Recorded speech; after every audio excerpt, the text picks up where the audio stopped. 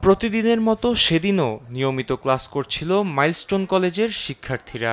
সোমবার দুপুর 1:06 কলেজ প্রাঙ্গণে হঠাৎই আছড়ে পড়ে বিমান বাহিনীর একটি প্রশিক্ষণ বিমান। বিধ্বস্তের এ ঘটনায় দগ্ধ হন প্রায় 1.5 শতাধিক শিক্ষার্থী ও শিক্ষক। এতে তাৎক্ষণিকভাবে উদ্ধার অভিযানে নামে সশস্ত্র বাহিনী। নিহত হন বিমানের পাইলট ফ্লাইট লেফটেন্যান্ট তৌকির ইসলাম সাগর। আহত শিক্ষার্থীদের বেশিরভাগের অবস্থা আশঙ্কাজনক হওয়ায় উন্নত চিকিৎসায় উত্তরার হাসপাতালগুলো থেকে জাতীয় বার্ন ইনস্টিটিউটে পাঠায় কর্তব্যরত চিকিৎসকরা।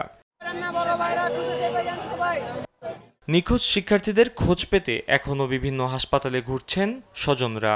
স্কুলটির আকাশ শাখার শিক্ষার্থী রাইসামনি ও আফিয়াকে খুঁজে পেতে রাজধানীর ন্যাশনাল বার্ন ইনস্টিটিউটে দেখা যায় স্বজনদের আহাজারি। ওর নাম রাইসামনি, বিভাগ আকাশ, ঠিক আছে। ও যখন টিফিন করতেছিল ওই মুহূর্তে ওর ক্লাসরুমের ভিতরে বিমানটা আছড়ে পড়েছিল, ঠিক আছে। এই পর্যন্ত এখন পর্যন্ত আমরা ওর কোনো নিউজ পাই নাই। মধ্যরাতে মাইলস্টোন কলেজের শিক্ষার্থীরা নিহতের প্রকৃত সংখ্যা প্রকাশ করা হচ্ছে না এমন অভিযোগে বিক্ষোভ করে এক পর্যায়ে ক্যাম্পাসে ঢুকে অবস্থান কর্মসূচি পালন করে তারা।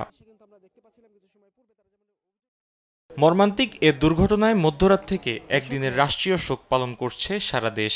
একই সঙ্গে আহত ও নিহতদের জন্য দেশের সকল ধর্মীয় উপাসনালয়ে আয়োজন করা হয়েছে বিশেষ প্রার্থনার। ফাহিম ইউসুফ, দেশ টিভি, ঢাকা।